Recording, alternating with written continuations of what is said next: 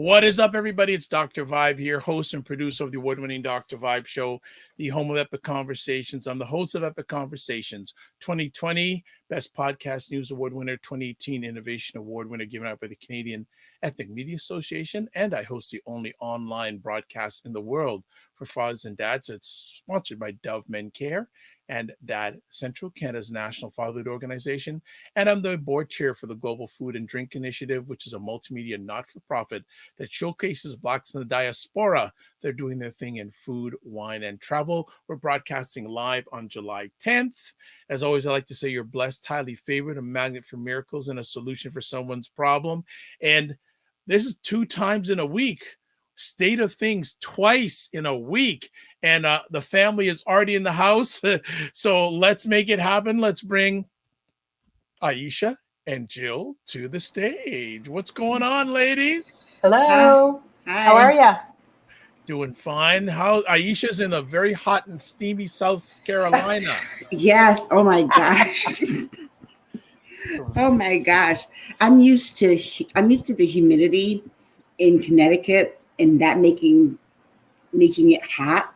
I'm not used to just hot all the time. Yes. And then with Elsa coming through. Oh, yes. Oh, yeah. It was like 80% humidity on top of 90 plus temperatures. That's miserable. Yes. You know, and I hear where you're coming from, Aisha, but like pure heat, like when I go back to Jamaica, that's just pure heat. That is pure heat with no humidity. It is. But heat and humidity together, not fun. Yeah, not just fun. Wringing wet, not fun. I don't like it. No. I don't like. And at least when I'm at home, though, we're on the coast. So even with the heat and humidity, you get the breeze off the Long Island Sound. Here, we're like smack in the middle of the state. Wow. So there's like no breeze coming from anywhere. No. I don't like that. One of the things I can't stand is if I'm sitting still and I'm sweating. I just don't like that feeling when I'm sweating and I'm not sleeping. Moving. Yes. Sweating. Yes. Yuck.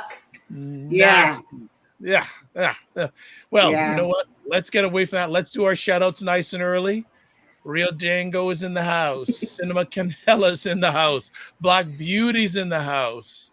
Chris is in the house. Hey. Jana's in the house. Everybody is like, I'm just going, boom.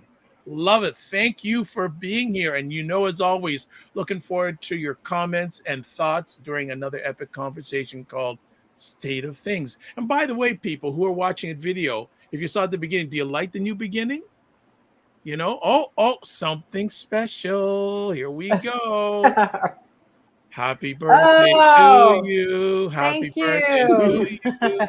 Happy birthday, dear Jill. Happy birthday to you. And thank you all. More. And that's from Chris and everybody. Thank you, Chris.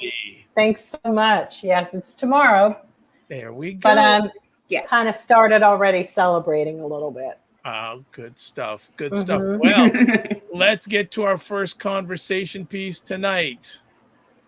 The Democrats are freaking out over a leaked video showing GOP lawmakers praising Joe Manchin and Kyrsten Sinema.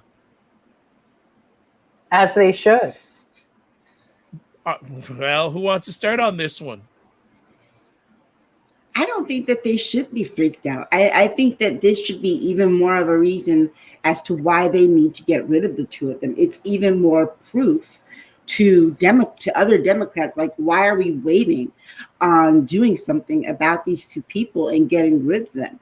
These two people are standing in the way. It's not like they're doing something that we did not expect them to do. It would be different, I think, if they were doing something and it took us off guard.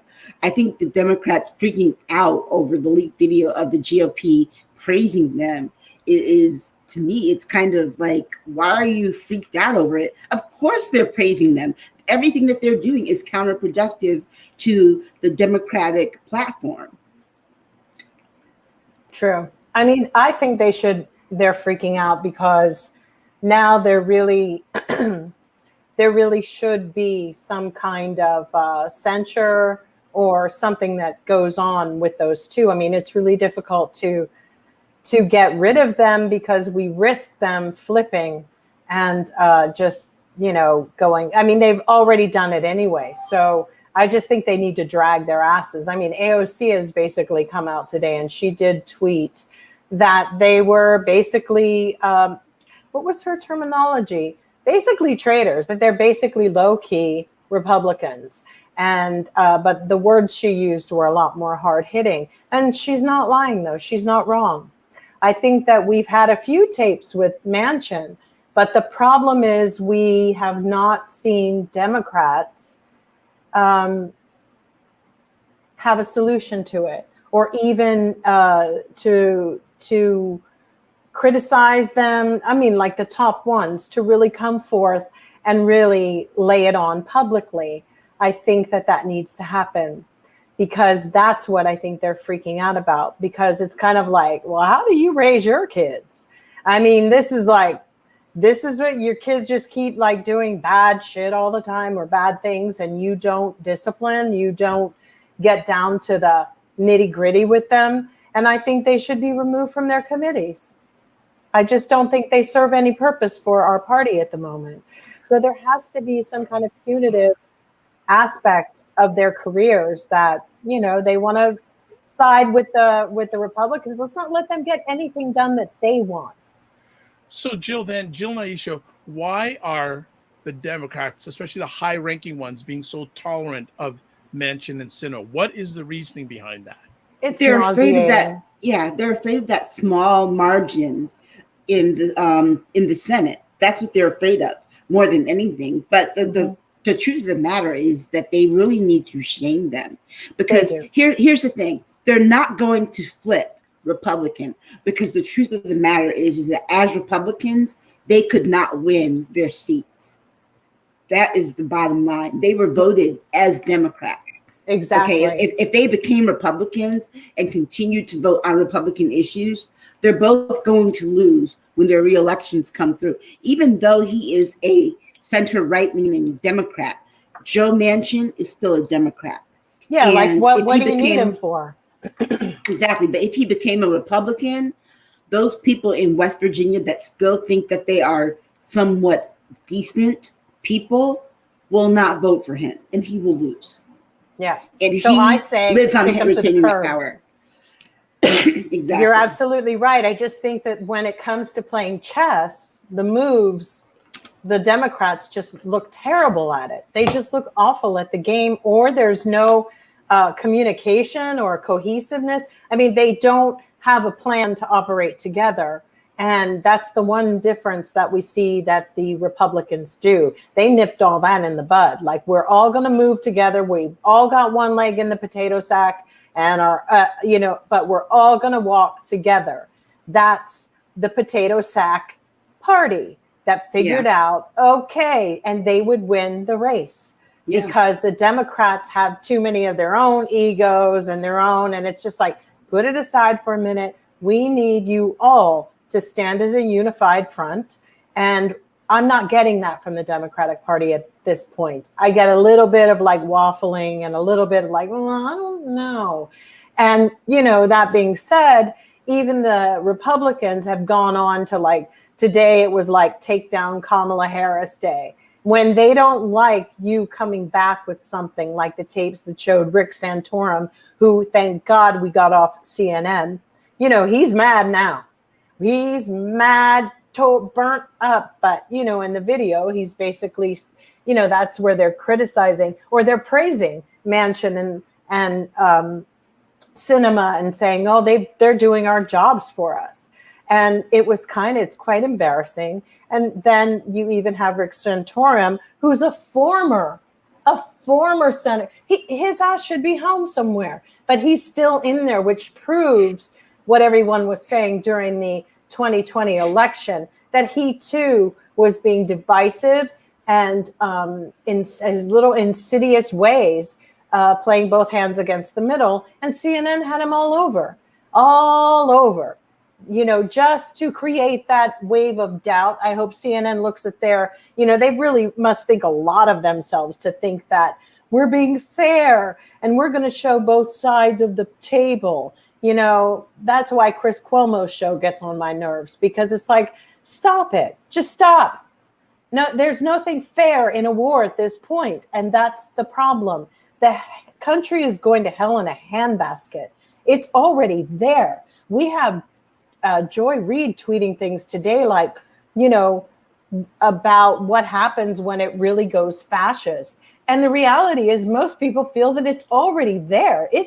They're talking about a wolf coming to the door. The wolf he has opened the door and he's standing in the doorway. And at times he's put his toes in and he maybe stole a cookie here and there. But the truth is, it's beyond the wolf is coming along the pathway. They are there. And this is a major problem. And Democrats are really failing to show strong leadership when it comes to just the mucky muck. You know, we just need you to get a little bit greased up. You know, they're still playing games. Lindsey Graham showed them in a really weird way. I hate Lindsey Graham. You all know that. But he's basically been like, girl, I had to change because I saw my party was changing. And that's what it is. Democrats are not seeing, you know, that has changed. This is a fight. We are already in the civil part of the war. This is it. And these bitches are about to figure out something to do in the months of July and August, I'm telling you. And everybody needs to be on their P's and Q's, because I just have a really horrible feeling about the communication, about the operation, and how they're going to lead the next attack. And I believe it'll be in absolutely every single state on the same day, pretty much simultaneously. It's interesting you mentioned that, Jill, because I think this week all the barricades around Capitol Hill were taken down this week. And I don't know why. Yeah. But it was like, why? Why would you do that? Well, around the White House. White House. And the reason that they did that was because, remember, Trump put those up to barricade them from coming in to arrest him. Remember, that was the reason that those initially went up. Yeah, but remember he was so afraid. I get it. I get that. But I still am like, why? This is not that to me was a sign of like, y'all are really not paying attention, are you? If you spend as much time as I do online, y'all wouldn't have taken that stuff down. And if you were that confident in your FBI and your CIA and whatever, I'm not. I'm certainly not. It makes me very damn uncomfortable that they took that stuff down, because the enemies are within. They're in the building. They're in law enforcement. You have Secret Service that one could just decide to turn around and do something really horrific. One. Okay. The funny thing about Joe Manchin is that this goes back to Chuck Schumer's leadership, or lack thereof, is that the moment that Joe Manchin decided that he was going to be the end-all, know-all and running the Senate, that is then when Democrats should have been whipped to fall in line. At that point, it is like, we are shunning him. Anything he wants, he does not get. Exactly. We're not feeding the fire. You give oxygen to the fire, it's going to grow. He likes the fact that he's getting all this attention and that he's being made to be the vote that happens to. And if we make an example of him, Kyrsten Sinema will see what her fate is going to be.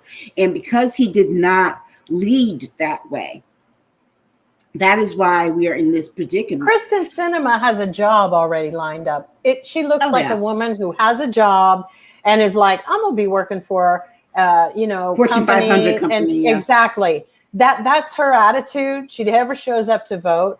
I just think that then they need to be doing some deep sea diving on her life to get rid of her. Just like they did with our girl out here, Katie, whatever, who had the husband and the wife and whatever, which I don't care. I wouldn't care if she had 5 husbands or boyfriends. I don't care. And they all lived in the same house. It's none of my damn business. But the reality is they need to, by hook or crook, get rid of them. The problem is, the nastier these people are, the more they're in the club. I mean, look at DeSantis. He won't even allow them to revise certification on all those buildings down there. I mean, do you just have to be a disgusting POS to be in the party? Is that what it is? Because that seems to be what they all are. Do you just have to be the lowest of the low to be in the Republican Party? Do you have to be scum of the earth and toe jam and all the foul things, fungus, mold? If you have to be beneath that, and you're in the party, and you find support. Let me just get, because as you would think, the comments are flying in from the family tonight. So let's get caught up. Chris is saying those two should be repubs. They are doing more to harm our democracy than doing any good. Both are reminiscent of Susan Collins on the other side. Absolutely. Mm-hmm. Alan saying afraid. They are clearly all on the same team. Let's see. Let me just see a comment here. Black Beauty saying, I'm curious to know if Aisha and Joe think that Sinema and Manchin will get on board to end the filibuster now that they're all on blast, thanks to AOC. Nope. No? No, I don't think so. I think that it's kind of a relief that they're on blast now. It's like they don't have to hide anything anymore. They can just do their stuff out in the open. Who are they hiding from now? Because before they were truly trying to hide it all from their own party. Right. And try to hide it from the public. Now it's on blast. There's nothing to hide from now. Okay. Yeah, I totally agree. Go ahead. Well, I see that Alan said that ending the filibuster would be devastating to the process of law creation. How about the fact that we don't even implement our laws? We don't even enforce our laws with the rich people, with the politicians. Tell me, we haven't even passed any laws. Yeah, tell me what the process of law is when I haven't seen it do one GD thing, nothing. So the hell with the process of law, because at this point it's non-existent. You're living in a lost paradise, son. Lost, because that ship sailed. Let's go. So on. all I'm saying is get rid of the filibuster. We got to start over. Y'all. It's like, this is not the filibuster same. has some very racist roots. Absolutely. Very racist roots. So Chris ain't is nobody saying, trying to deal with that. Says Jill, I believe the wolf has not only come into the house, that the wolf went in, laid down, and had puppies. We are in deep crap. We really are. Yeah. Alan is saying the idea that only a few people can get Americans what we need the most demonstrates that they don't care about us.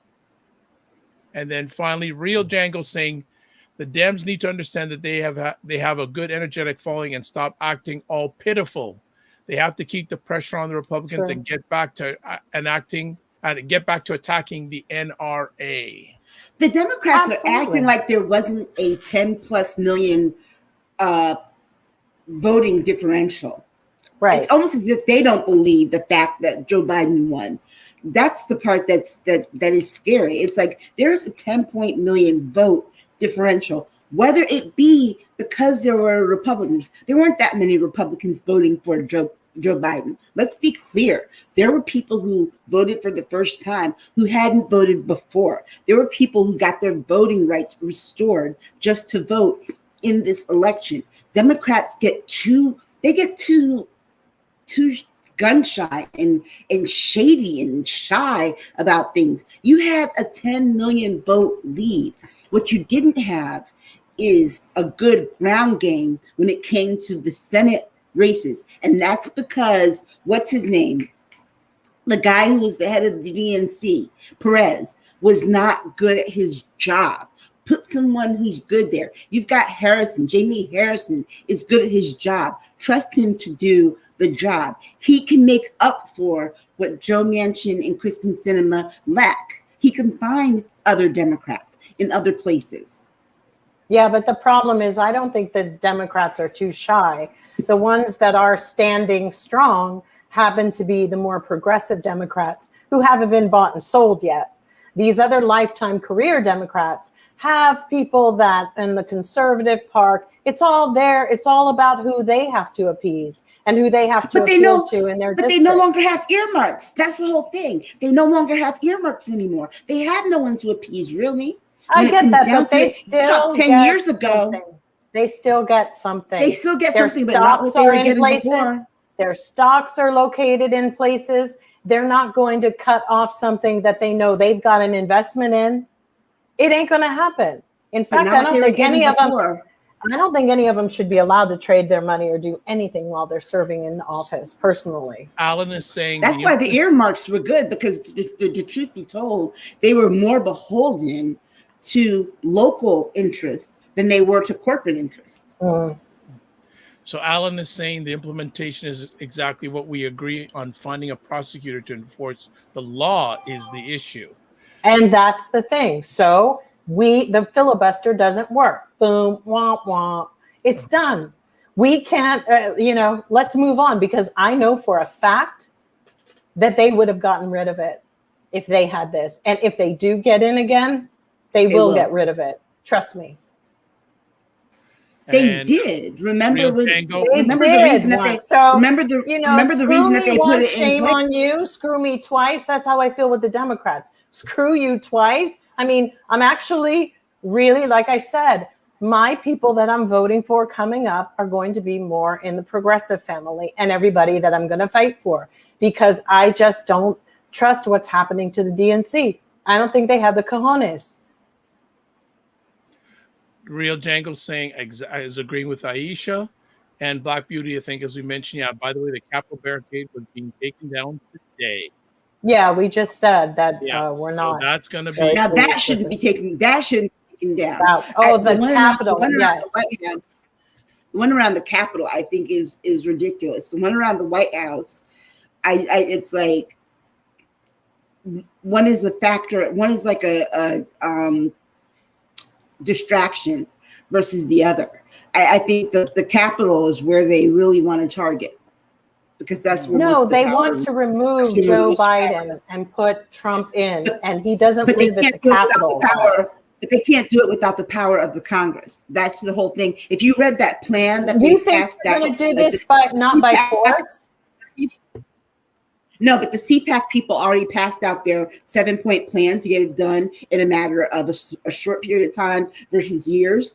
And all of it relied on making Trump Speaker of the House and not taking it over by force, not necessarily taking it over by force. What you're speaking to is the constituency, but these other people have this plan, it's like 7 or 8 points. And it requires... Yeah, and it requires this use of the Senate and the House that doesn't make sense. But to me, that's the distraction.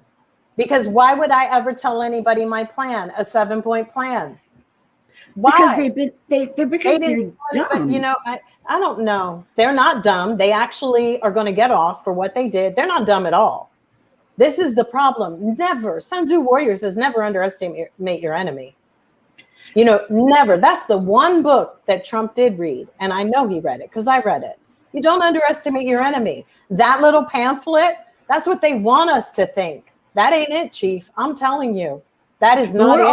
But we're also assuming that the January 6th. They've got their Timothy McVeigh types. They've got people. They are planning to shoot up this country.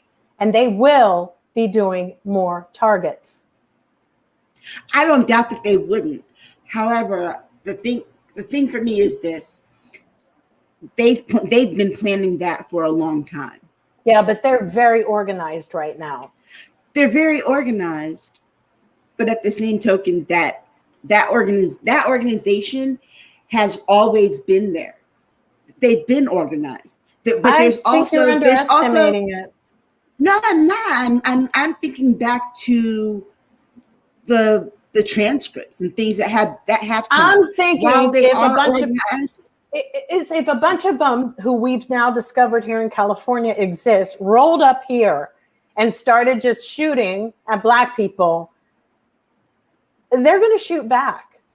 And then it's just a big mess. And that to me is the distraction, because they want the race war to be like, oh, look over there, we're doing this over here while we're meanwhile doing this. We do not know any of them on either side at this point who are not traitors, and they did not approach it as traitors, because when you go into a room and you know somebody's against you, you certainly don't hire them.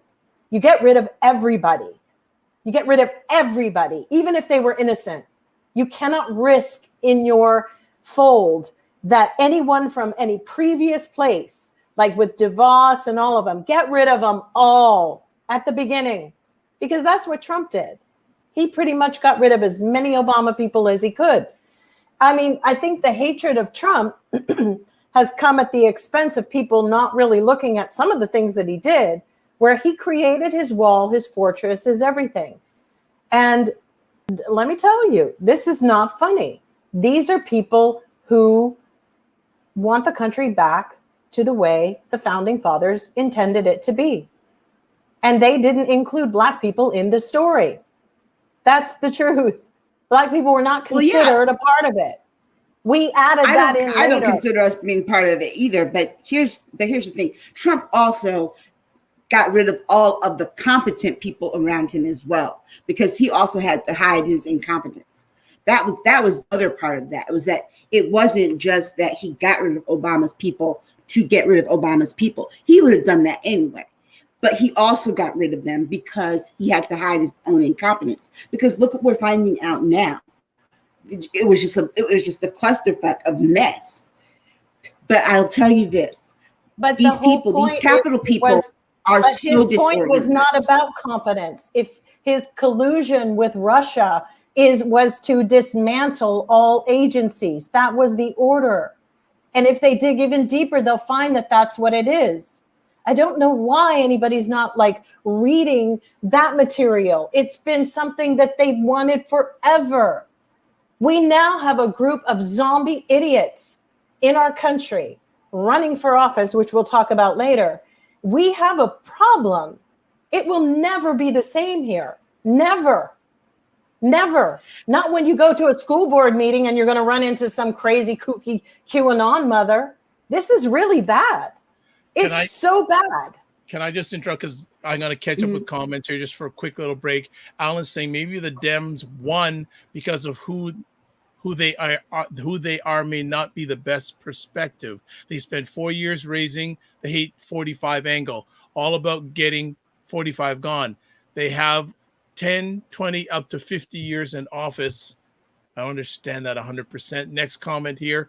He's saying they can't remove Biden by force. Black Beauty saying, I believe their plan is to take it all over by force. They have no regard for following guidelines.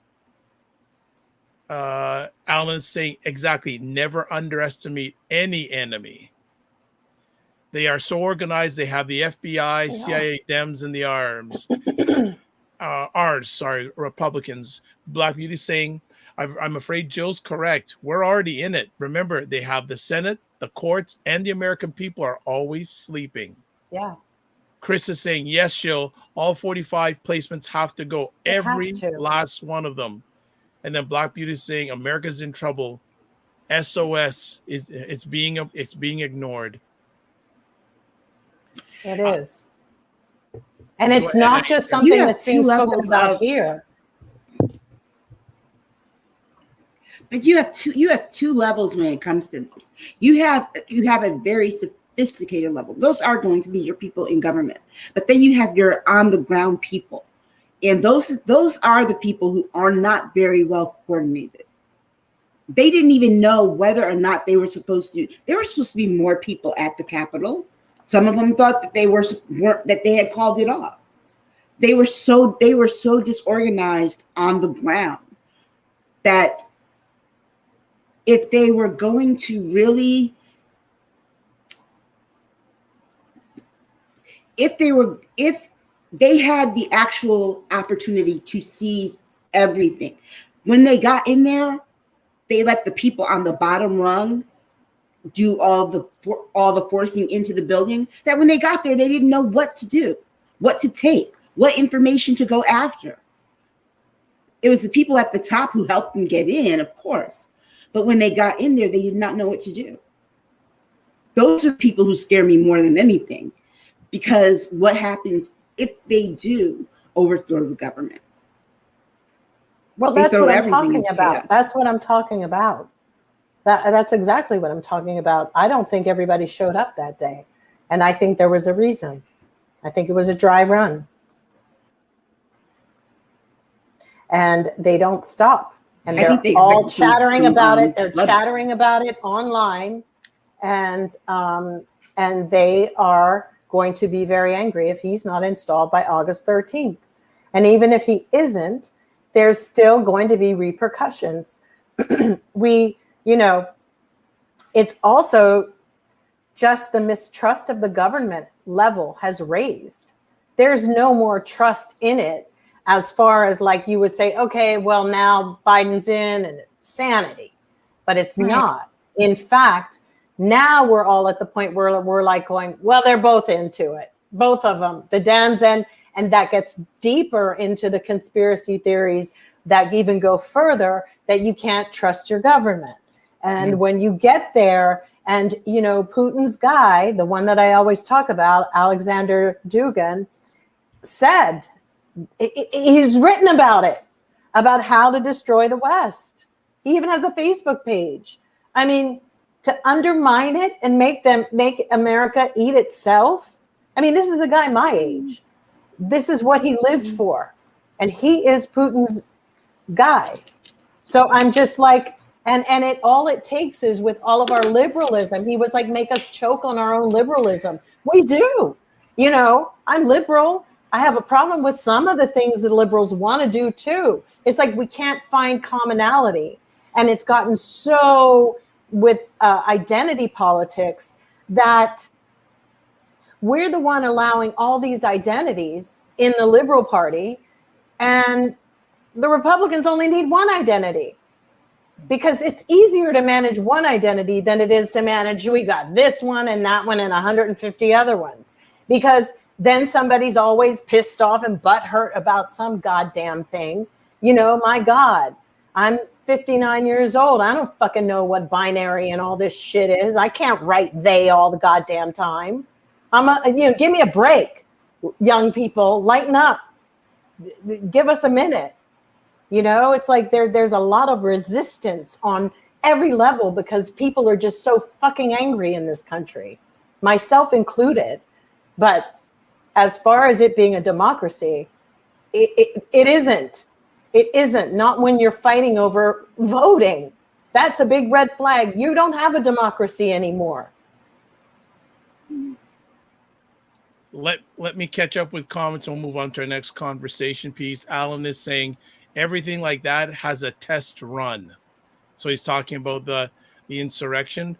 And Alan says, again, correct. The issue was to erode the trust, but they have done nothing to earn the trust of the people. Bingo. And Black Beauty saying, as a veteran, I have to tell you, these paramilitary groups are highly organized and ready, willing, and able. The first attempt was practice. I pray I'm wrong. I hope I'm wrong, but they're already in it. Alan is saying, identity politics is used to divide and conquer. People are waiting in line for their groups to get rights. And then Chris is saying, we have a Democratic White House. This administration must strap on a pair and to hell with bipartisan hopes and wishes. If Biden doesn't wise up and play hardball, we will totally lose our democracy. We will. Well, because they will not line. Tolerate Kamala Harris, no matter what. No matter what. They would physically lose their minds. And I really mean it. We'd probably start hearing our own neighbors just going berserk, people that you don't even know. They will not tolerate a Black woman. No, they won't. And, we can only keep fighting as Black women for this Democratic Party so much. But I'm damn tired. I'm tired. I'm tired of us pulling up the wagon at the very end and pulling us through. It's like, it's not freaking fair. It's like, here we are back in the kitchens, cleaning up your mess, cooking, doing all of it. Grow a damn pair. It's not right. It's wrong. I think that's part of the problem that we have as a country is that, well, like Jill said, we have too many, we get lost in our liberalism, but one of the main issues that we have as a country, and when I say country, I don't just mean, I mean as a continent, really, is that we are the most diverse continent on the face of the earth. And so because of that, we get swallowed in to the identity part of it. And we're not going to have, the reason the Republican Party does work is because of what Jill said. It's all one. They're all white, they're mostly male, and they're mostly evangelical Christians. That's why it works, but that's why it doesn't work for all people. And that's why you're going to see that party fighting harder and harder and harder for survival, because the smaller that their party is getting, the bigger the other parts are getting. And they're going to have to fight harder and harder and more viciously. Okay. Let me just, one last comment before we move on. Alan saying identity politics stops us from having the best by pushing for the first. The first is not always the best. It's the one that is best for them who will play ball. We have some serious comments going down tonight, folks. If you're on this live, that's a fair statement. Yeah, that's a really good statement. And like I said, we are having an incredible amount of people on live, so keep the comments coming. I'm doing my best to keep up to date. So I'm managing the madness tonight. So next conversation piece, 21 QAnon linked candidates are running for office in the midterms. Wow. Right. This shouldn't shock anyone. No. And they're going to win.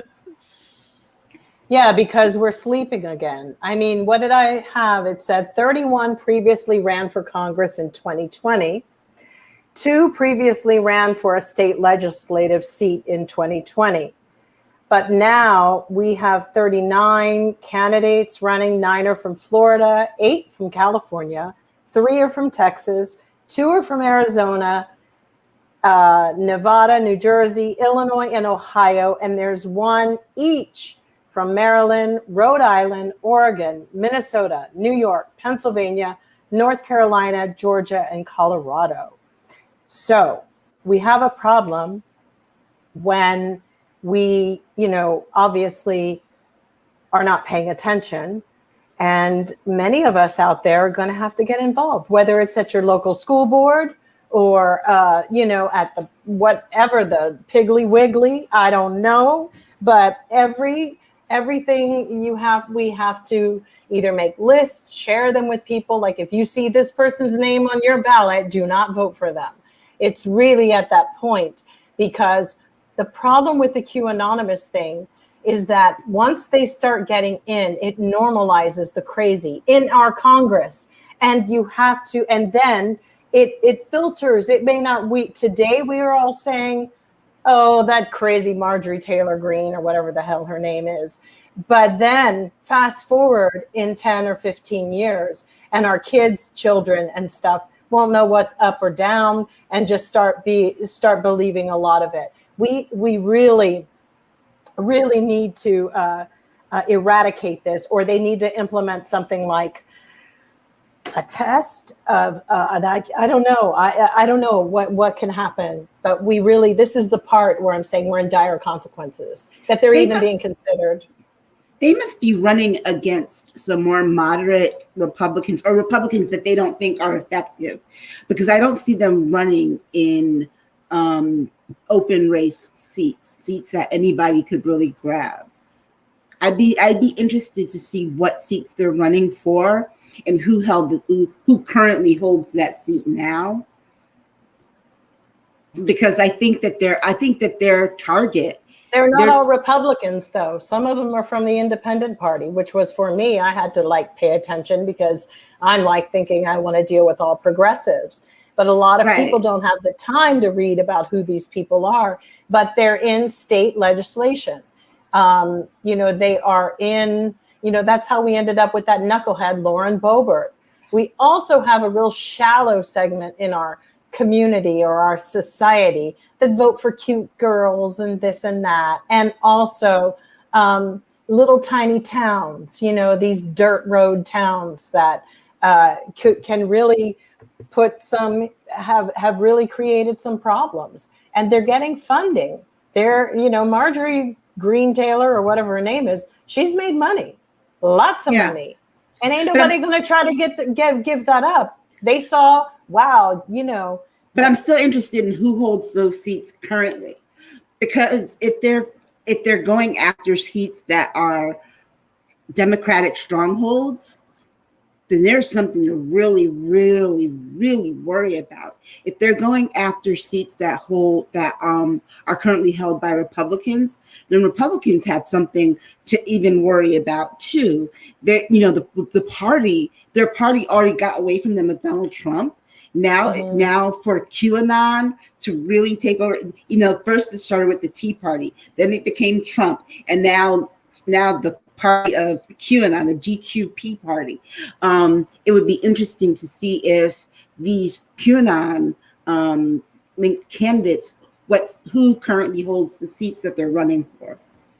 Okay, just want to jump in for quick catch up on comments from the audience, from the family. Black Beauty saying, FYI, we're living in the book of Amos, and it ain't pretty. What's the book of Amos? We need to get some clarification on that, Black Beauty. Who said we're living in the book of Amos? Black Beauty. Oh. And then Chris is saying, making a Piggly Wiggly shopping list while I'm at it. Jazzy, just too jazzy for you. They will win. It's reminiscent of the Tea Party's wins a few years ago. In the midterm. Yeah, Black Beauty is saying, unfortunately, if unless or until President Biden steps out of denial and lead with force immediately, I fear we're all going to be heading for Canada soon. Canada ain't taking us in, please. We got a wall. We're building one. I know. Just too crazy jazzy for you. That's how crazy's like Taylor. But just too jazzy for you is absolutely right, because remember, it was the bipartisanship that Barack Obama kept trying to push those first 2 years of his presidency that ended up getting all those Tea Party people in during the midterms, and he lost control of the House and the Senate. Yeah. Right. And Biden's doing the same thing. We don't want bipartisanship at this point, because if you're not going to come to the table correct, then my theory is don't freaking eat. Okay? You would think he would have learned that lesson. No, you would think. Alan is saying party is not working. We have to look at the strategy of confusion by active education. We have to teach the history and the methodology and work. The bus boycott worked without the tech we have now. Sinema is saying, speaking of Canada, I know 2 families that have already moved to that country. I do too, actually. One family. Yeah, she says they were not happy the way politics are going in the USA. Yes, and true. Chris is agreeing with Black, saying exactly Black Beauty.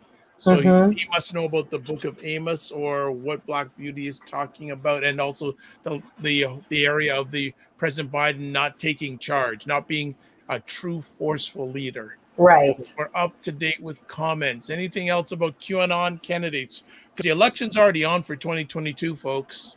Yeah. It's already on. It is already off to the races. So, and I don't know if the Democrats are prepared. Well, here's the thing. They're not looking at running any new candidates. They're trying to hold on to what they have right now. I don't hear about or see anybody trying to run and flip some of those seats, especially the seats that got flipped the last time, that got flipped in 2020. Because remember, the Democrats had like a 20-seat majority. But But this is the thing. These people, some of them ran before and they didn't make it through, obviously, and they're going to try to run again. But some of them also, people have realized, I don't need to be in Congress to be effective and fuck this shit up. Like, I don't need to do that. I can actually mess with the whole, clearly, because our federal government is acting like a real, like they I don't know what we're going to do. I mean, you're the federal government, and it looks weaker than anything at this moment. Sure, we're getting some great things. Sure, we're getting, whatever. But I need to see you squash it down.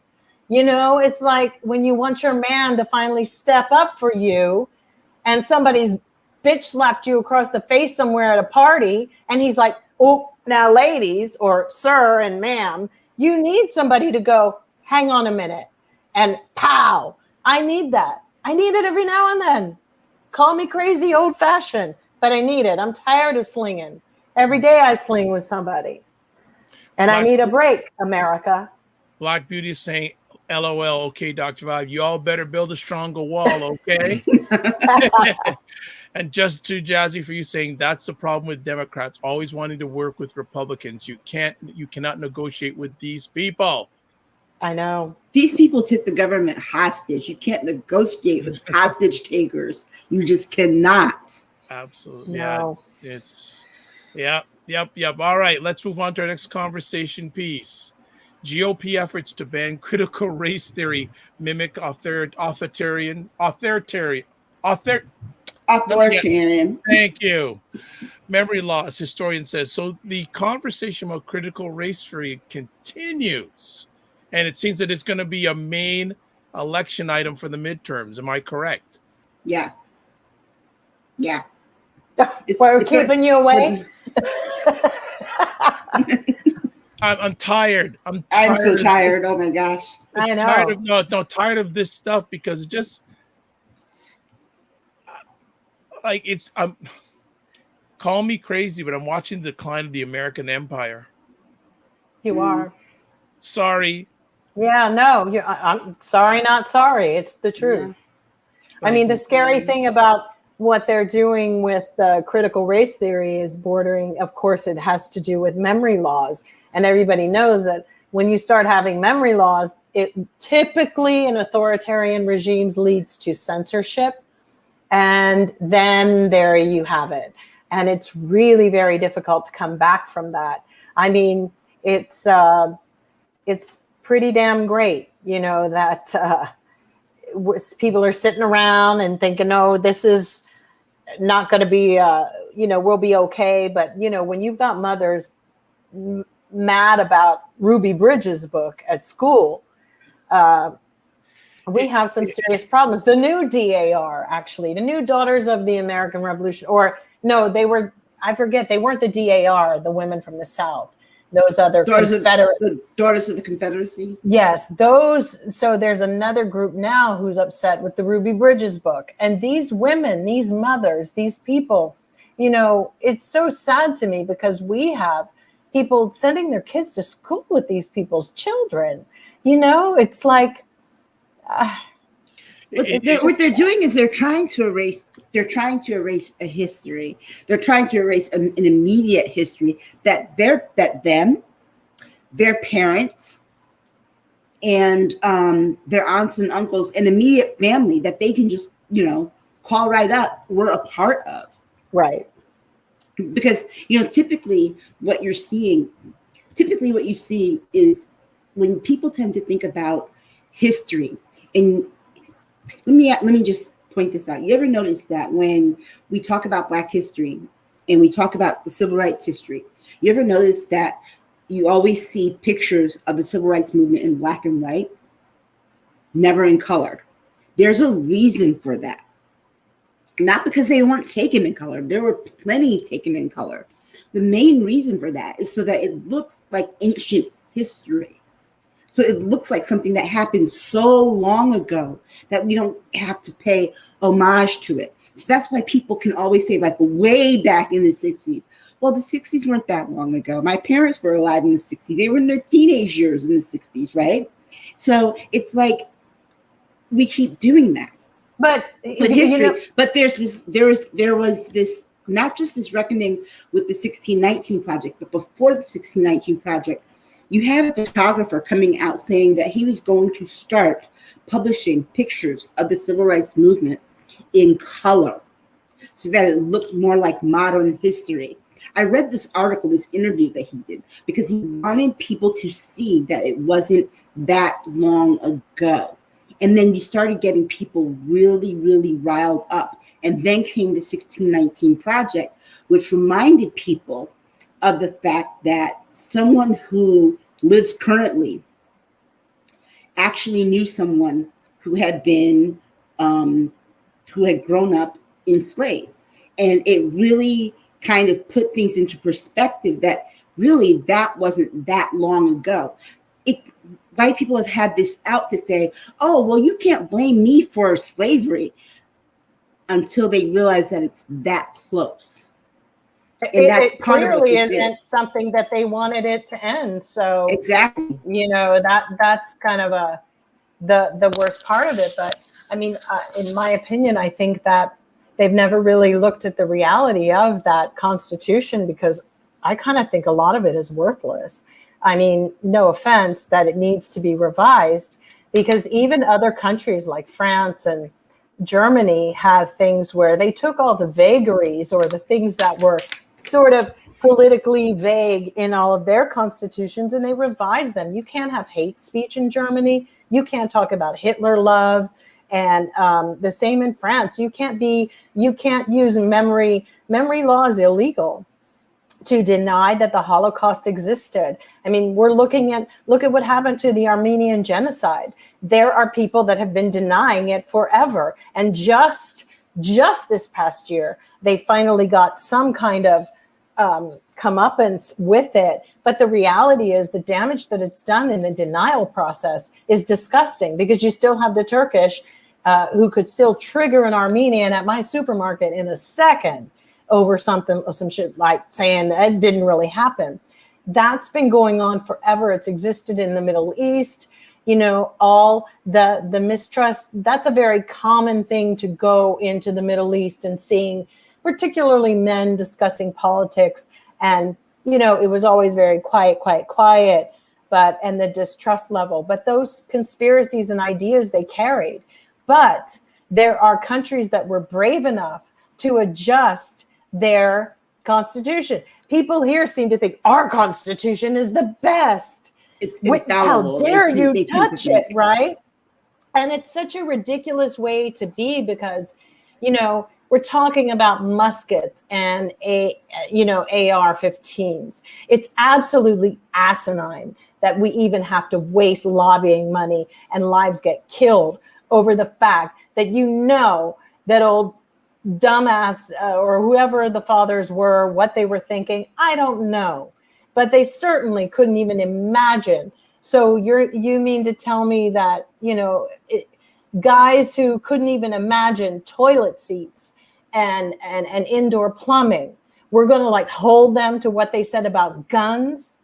So if y'all want to live like that, take out all your plumbing, get a wood stove, and go back to that, dig a hole, put your waste there, because that's how ridiculous it is that you hold something to that. And the same goes for the crap in the Bible.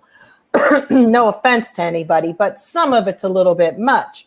I'm not trying to live in the book of whatever book it is. There's a possibility that the frustration, and then you have this added pressure from the evangelicals constantly. It's the end of the world. It's the end of the world. It's the end of the world. Do you know what that does to people? What does it do to your children? Yeah. How do you live with that? The end of the world. Do you see a sign? Do you see a sign? All those things ever did now, it was to make people freaking crazy. Because you know what? How many times have they been sitting around waiting on the rapture? There's a Korean church. Every year they're waiting outside down the block and saying tomorrow's the end of the world. There's one day in particular, and every time it's not there and doesn't happen. It's like, okay, didn't the Bible say know the time and an hour you're not supposed to know? So just go on about your business. Please, people, go on about your business. But they've been doing that, going back. That's what's so odd about the whole CRT thing, is that they've been doing that since during slavery. It's like when transatlantic the slave trade ended, they were still saying, "Oh yeah, we're not getting slaves from Africa still. Yeah, we're getting slaves from Africa still. But we'll tell you that. That's the story we're going to run with. It's not still happening, but it was still happening for 20, 50 years before they got caught, still doing it. After all of the other countries in the world had on the transatlantic slave trade had stopped. Right.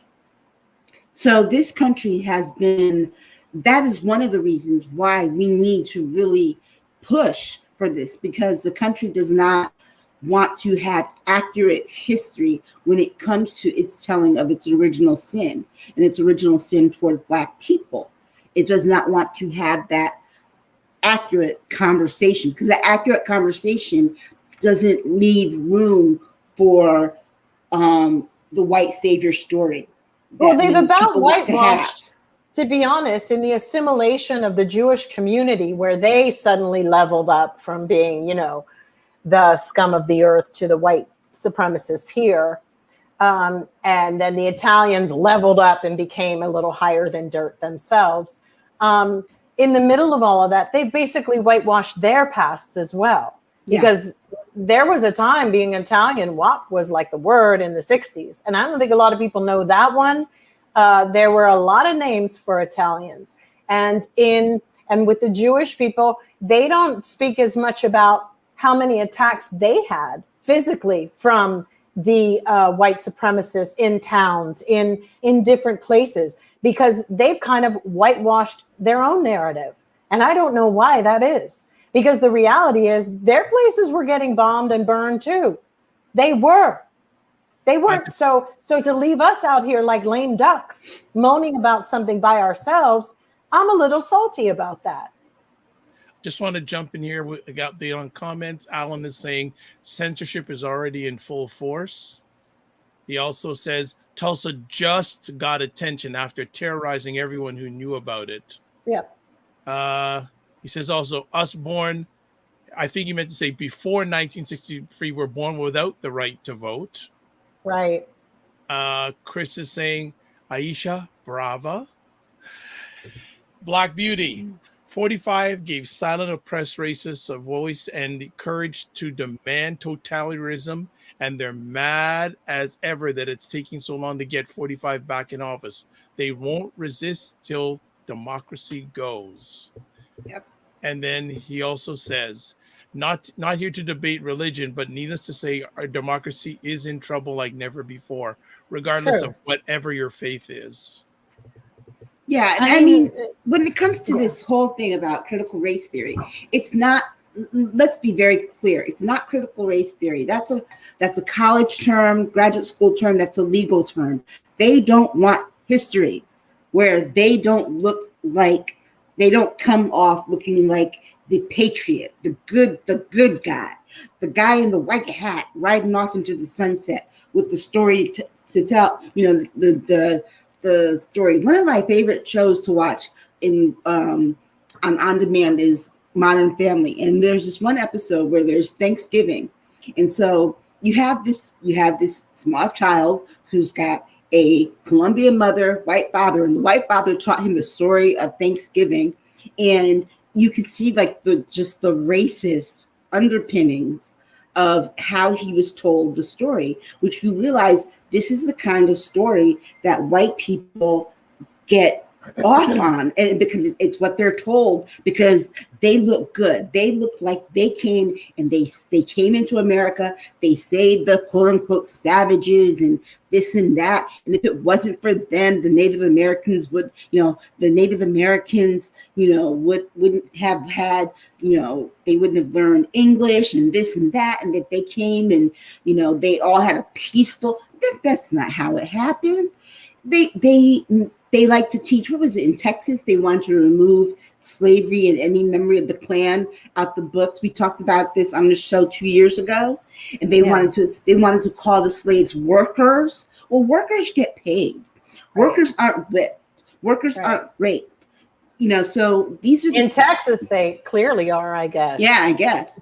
But this is this erasure of history so that white people look good.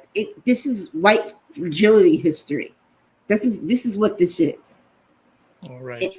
Well, we're going to take a quick break before we got two more conversation topics left. But we're just doing a quick break, and we'll be back in just a moment.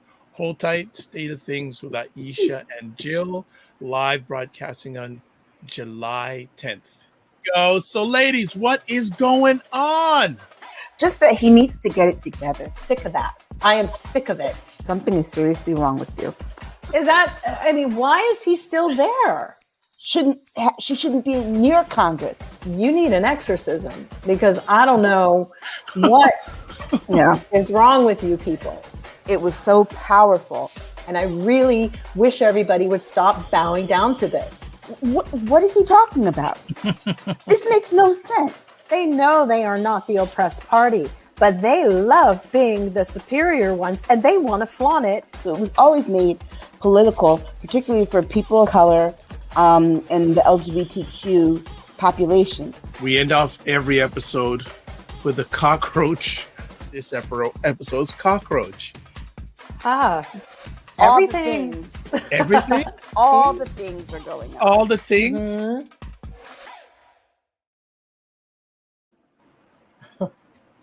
We are back, and I love it all every time that we play that, because I love Jill's smile and Aisha's smile when they see that all the time, because it's funny. That shows what it's all about, folks. Can't be done any better by our wonderful intern Maddie.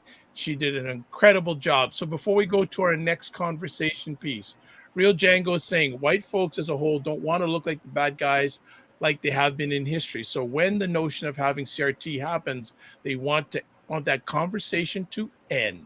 But also, I also think a lot of them were just lazy and didn't even think of the story. It just became, and a lot of people, we know just regular people don't like change and they're resistant to change.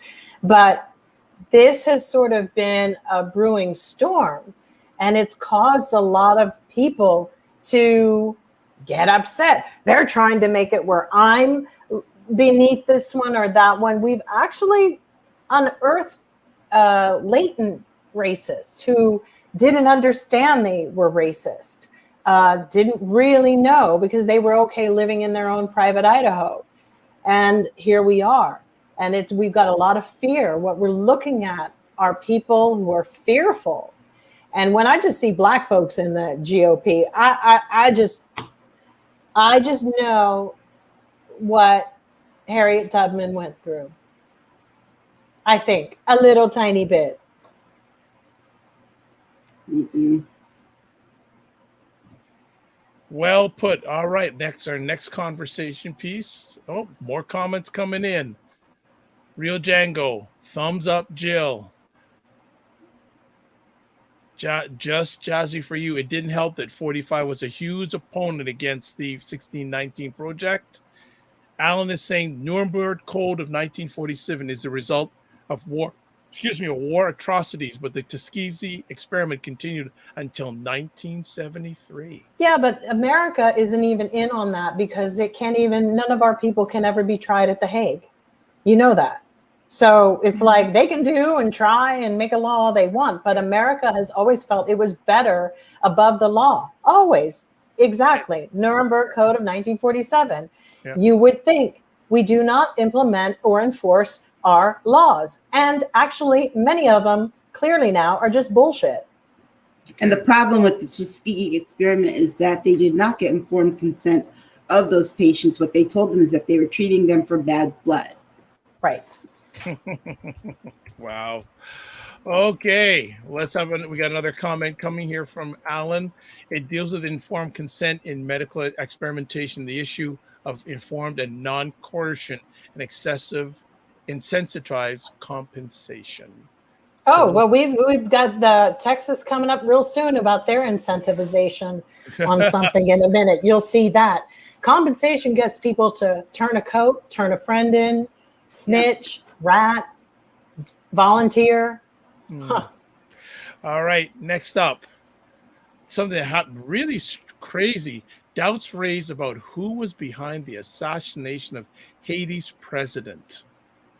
That was crazy, that news. Yeah, it really was. I happened to see it. I forgot where I was, and I just like saw it come across. I was like, someone shot the president of Haiti. Like, just the way that they got into the home was just suspicious. And then they talked about the two Americans that were a part of it. I just I don't think that they're going to get to the bottom of it. Well, they're saying they were with a security team in Miami, and one of them is a YouTuber, and already people are blaming Hillary Clinton. You know, that old story. I'm just like, yeah, okay. But clearly it looks like what's scary about it is that they want people to think that America was involved in it. Right. So we have a big problem here because yet again, and then they're saying, well, the CIA director went into Colombia the other day. Whatever. I'm with Aisha. I don't know if we'll get to the bottom of it, but I do believe that it is another cyber optic thing, like another, you know, when it's made to look like one thing and it's another country just to damage this country. Because I'm at this point now where if no one's defending the old girl, I got to, you know, I got to defend a lot about some of the principles that we do have in America that we aspire to be. But I do know this is some skullduggery that's going on with this situation. That's the word I think is happening. I think maybe Russia could have done it, anybody, because that seems to be his stilo. You know, and that makes me very curious about the conversation that Biden had with exactly. It was right after. Yes, honey. Mm-hmm. And let's see what chips fall out in the next couple of days, because if it starts to lead in a certain way, it will be able to, you'll kind of, maybe, I don't know. But at the meantime, all the crazies are online, you know, blaming Hillary and Bill and, you know, I don't know, boop-de-boop and bippity-boppity-boo. Why are they blaming Hillary and Bill? Because Hillary kills everybody, but one person she didn't kill was Donald Trump. Gee, go figure. I just don't, you know, yeah. But that's how they think. I'm surprised they didn't blame Hillary for Donald Trump not winning. George Soros, him too. It's like, but that deep state was so, they're in everything, but they couldn't kill Trump. Wow, damn. They couldn't zip that in the bud. Really? Oh, wow. This is a dude. They couldn't get the dude who can't zip his pants up the right way. And everybody's still believing that pants story wasn't real. I'm sorry. Maybe it wasn't the date of it. But, you know, either that or Mr. Diaper Man.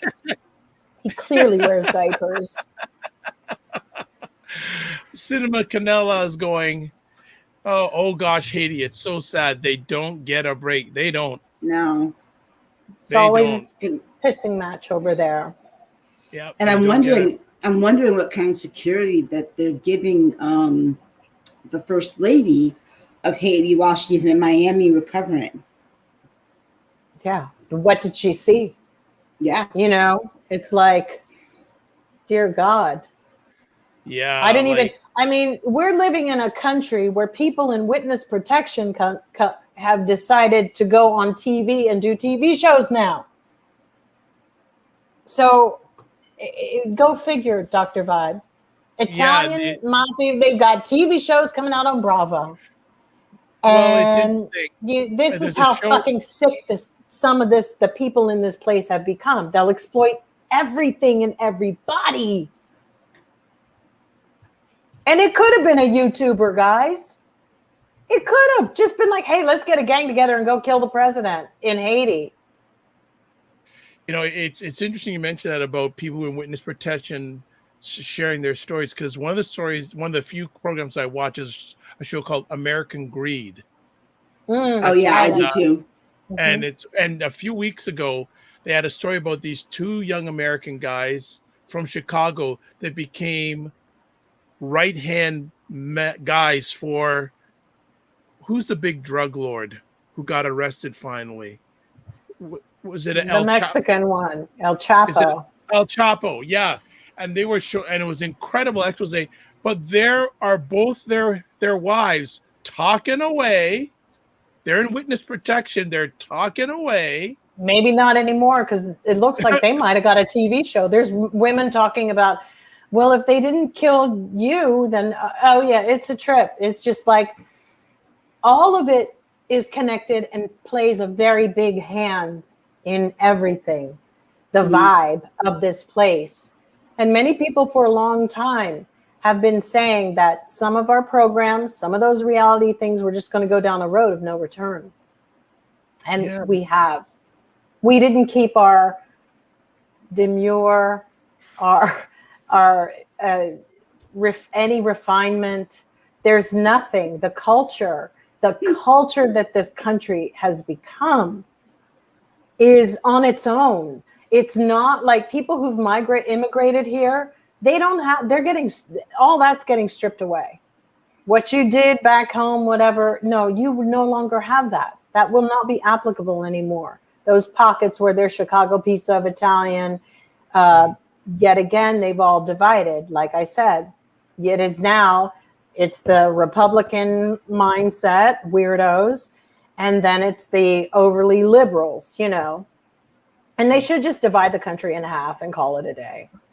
Chris is saying the tired stories about Hillary, that crap should have been set to music by now. #tired. I agree. It should have been set to music. All right. It'd be interesting to see what the First Lady said she saw. Absolutely. So I'll be waiting for that. She don't need. Please don't. We don't. Maybe she doesn't need to say it out loud at this point. No. I don't think she needs to say I'd say I'd be like, I didn't see nothing. I was asleep. But have you seen the video though? I have not. The video is just weird of the people outside. I don't think they have a lot of money to have protected him properly. I think everything could have been bought, but it sort of is a precursor about our country, don't you think? Yeah. I mean, was that their plan? Is that a dry run too? Is that how that got done? They want to do the same thing to our president? I mean, let's just be honest here. It's a little strange and it's very scary. So these are people who are tactical and,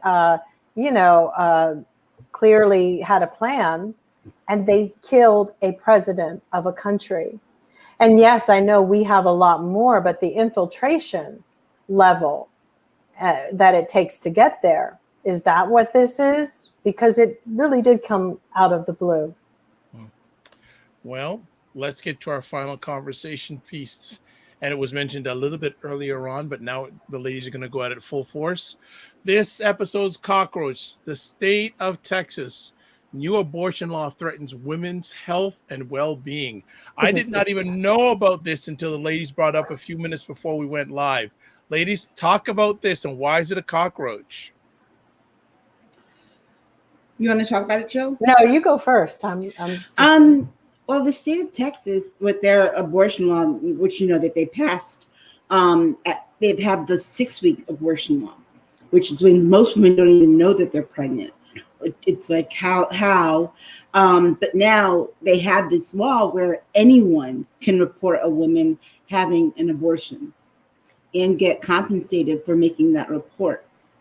$10,000. $10,000. So if they can prosecute them. If they can prosecute you. Right. So this means that your person in the grocery store can report you for having had an abortion and get your grocery clerk and get $10,000. Of course, they have to be able to prove that you did. A nurse in the doctor's office. I mean, this will be interesting. Will she go for the money or will she have to obey HIPAA laws? Because what if it's a professional and you're in there for something else and they're like, Judy, you're pregnant. And you're like, oh, really? Oh, ooh. And you're like 50 years old and you're like, do I really want to have another baby? I don't think so. But this is what's so bad is that somebody else at the abortion clinic who's there to get an abortion at like 5 weeks can report you. It just, it just doesn't make any sense. Well, the thing is, they don't typically do abortions at 5 weeks or This is 6 true. weeks. It's typically at 8 At weeks. 6. So in effect, Texas is a place that doesn't allow abortions. Yeah. That's it. Y'all can cut it many ways you want, but But the the reality law- is, you'd be better off. And if you throw yourself down the stairs, they'll say, I saw her fall. She did it on purpose. But And remember, then the you have- law also covers you. If you go out of state and it's found out that you had an abortion out of state, you can still be prosecuted. Yes, because they are saying that, that if you go out of state to have an abortion, just never go back.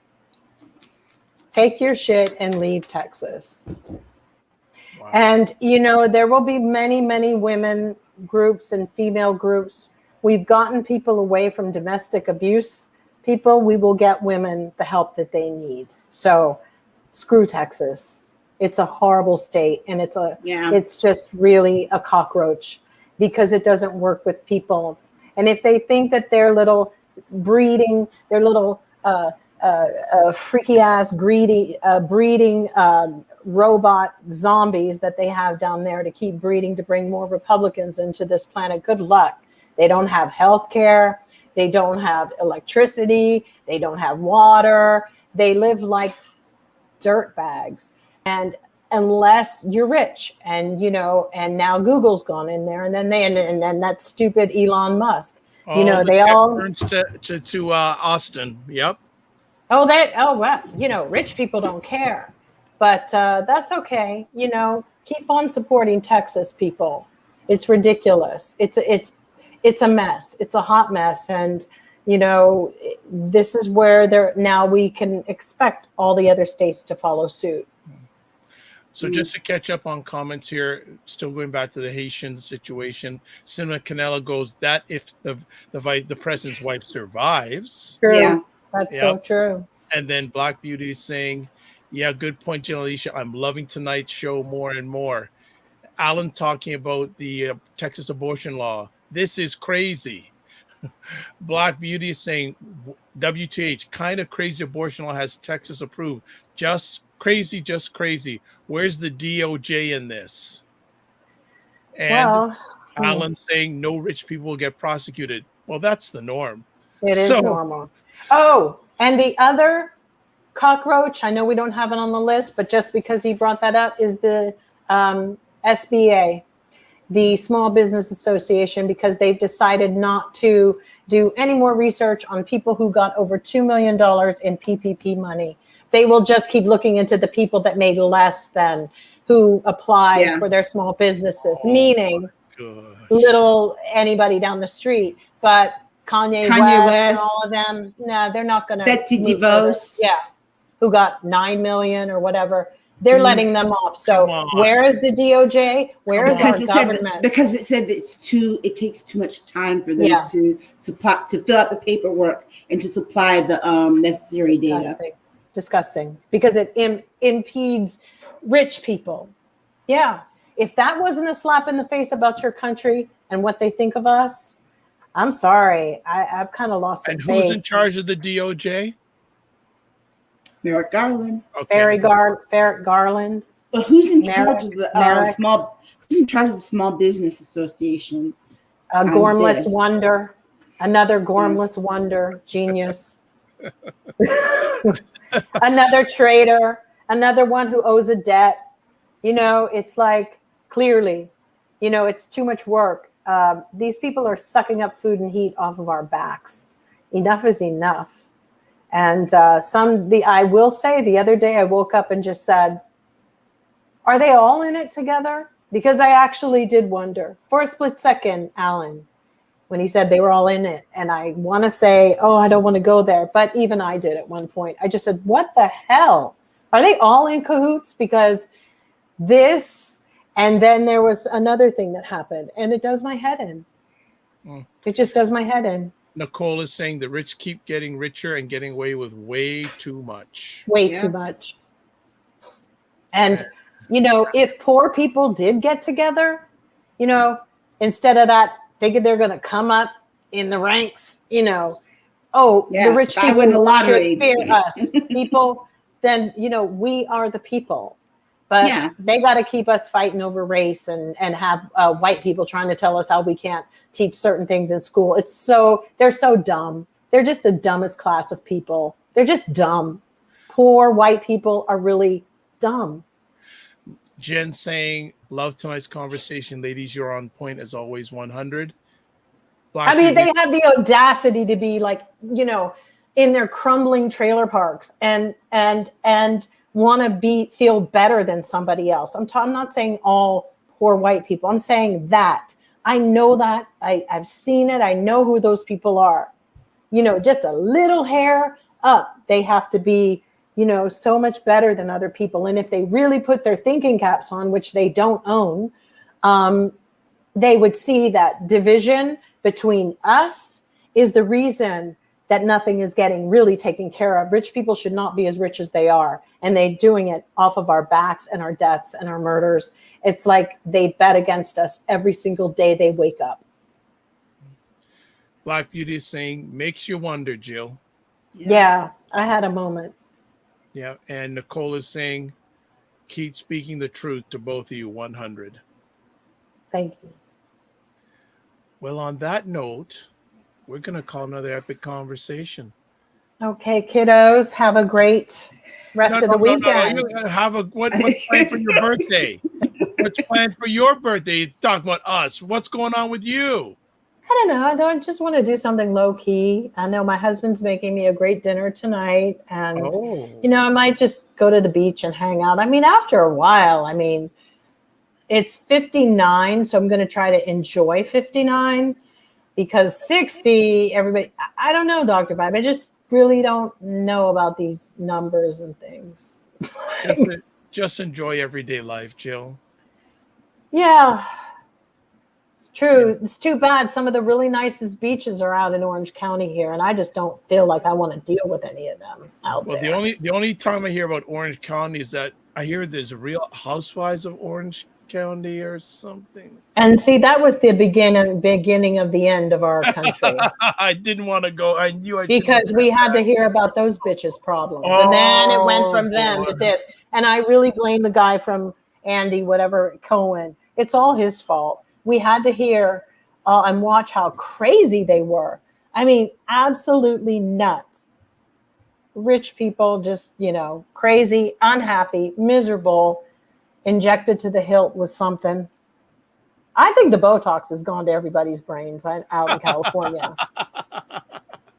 Alan is saying, great show, guys. Can you reach out to me? Feel free. Well, you have to give us your contact information. Yes, please.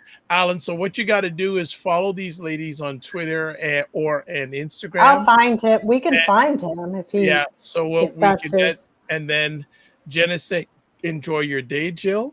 You too, Jen. Everyone, and Nicole saying happy birthday, Jill. The older we get, the wiser and the more frank we can be. That's for sure. That's for sure.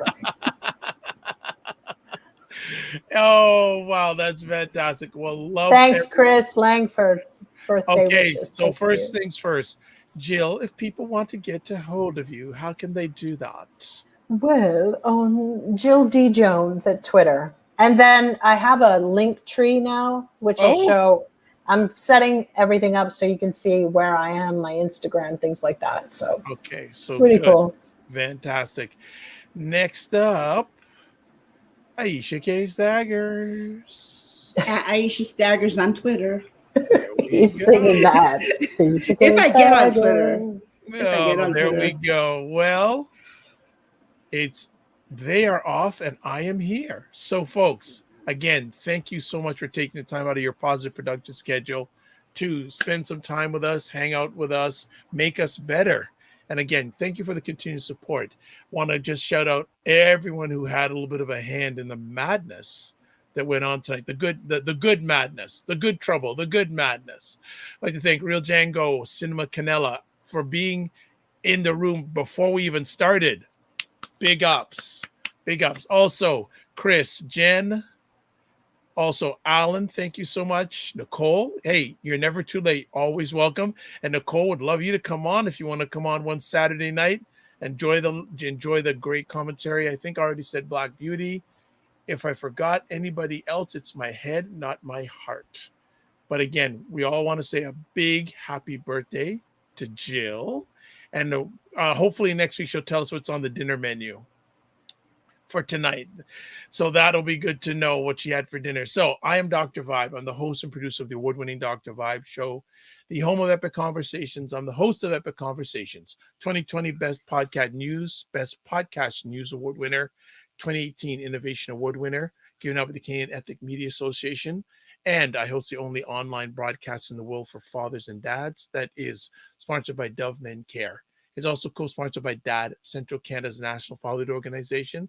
And I am the board chair for the Global Food and Drink Initiative, which is a multimedia not-for-profit that showcases Blacks in the diaspora that are doing their thing in food, wine, and travel. I'd like to say, as always, before I close off, live your life as a dream. If you can dream it, you can make it. Sometimes you have to get small to get stronger. Block assumptions, then aim bigger, aim better, aim higher, aim wider. Love, faith, and respect. And remember to give yourselves grace. We will see you next Saturday on the 17th. Same online time, same online channels, wherever you're watching this. And if you're listening to this or watching this on the replay, we love you back too. God bless. Peace be well. Keep the faith and walk good.